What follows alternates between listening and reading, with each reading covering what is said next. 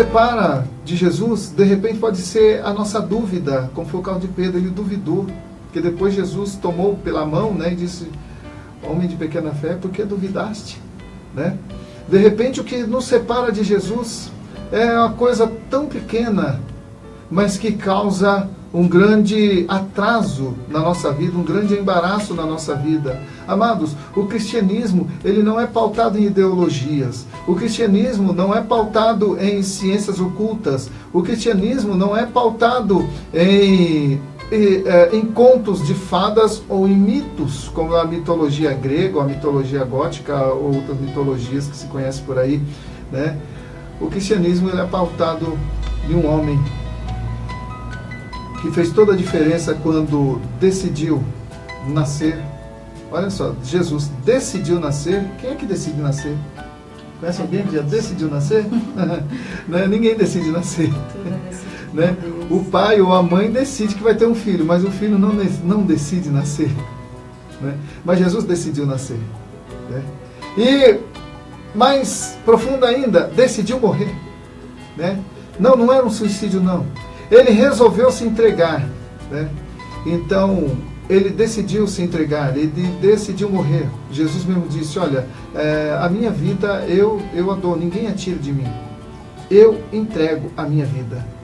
Né? É interessante isso, porque Jesus, então, ele decidiu nascer e ele decidiu entregar sua vida. Por quê? Ele veio cumprir um propósito de Deus, que é restaurar a comunhão do homem com Deus, e precisava então que Jesus viesse, mas Jesus, ele veio, né?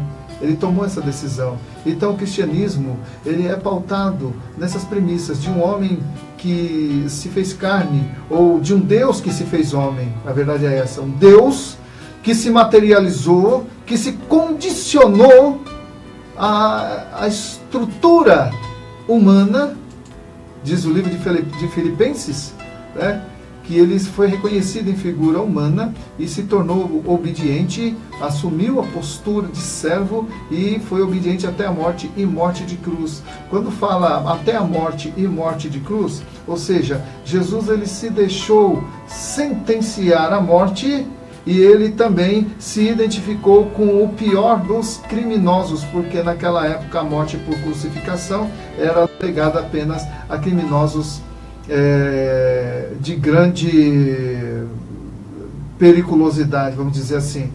E Jesus, então, ele se identificou com o pior dos homens. Ele morreu crucificado, um tipo de morte mais dolorosa que havia, e para o tipo de delito mais grave que existia naquela época.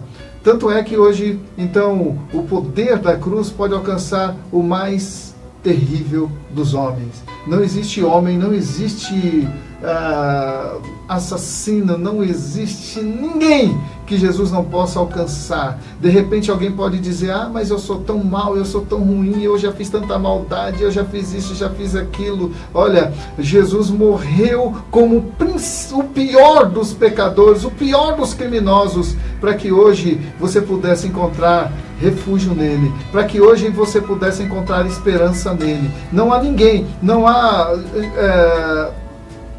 pecado que Jesus não possa perdoar. Que coisa interessante, né? Deus é lindo, né?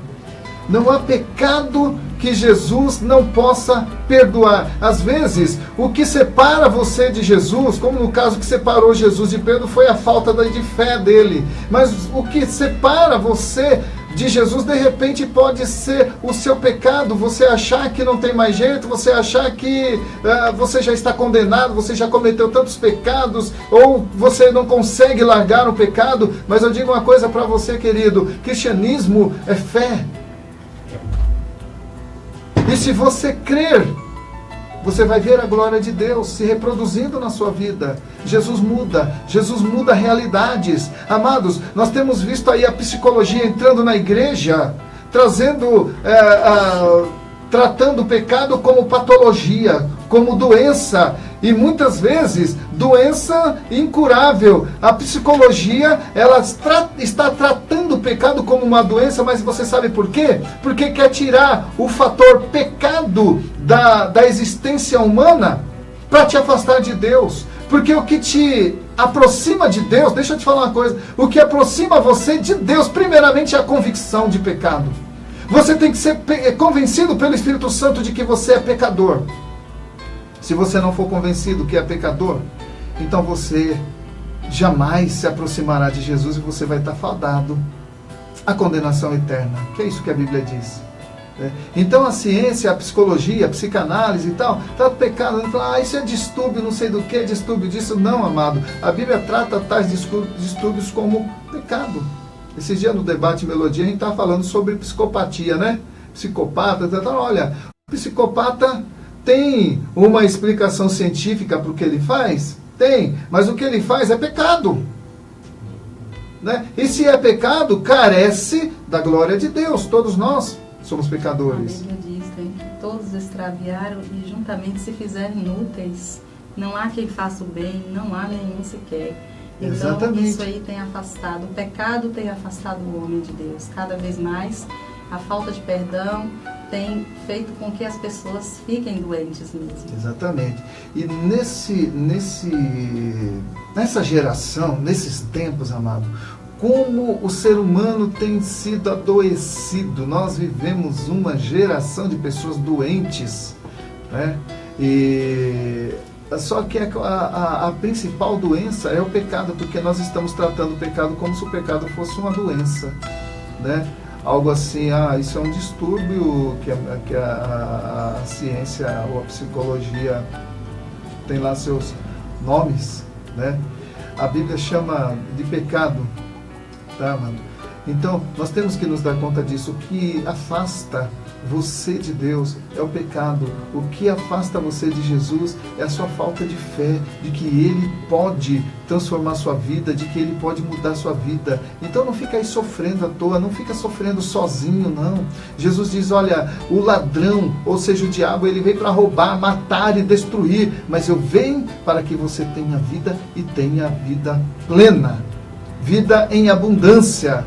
Agora, vida em abundância não é aquela vida de luxo, de riqueza, não, que eu não creio nisso, tá? Mas uma vida de dignidade, porque às vezes a pessoa pode ter todo o dinheiro do mundo e ser infeliz, sim, não ter a vida plena, né? Então, a vida abundante é aquela vida que faz com que você seja grato a Deus pelo que você tem e que você não reclame pelo que não tem. Isso é vida abundante, né? Agradecer a Deus pelo que tem e não reclamar pelo que não tem. Né? Isso é indício de alguém que vive abundantemente. Porque quando você tem Jesus, às vezes a pessoa fala, o melhor de Deus ainda está por vir. Querido, eu vou dizer uma coisa para você, ele já veio. O melhor de Deus já veio. Se tiver alguma coisa melhor do que Jesus para vir, eu não sei não. Será que tem? Tem não.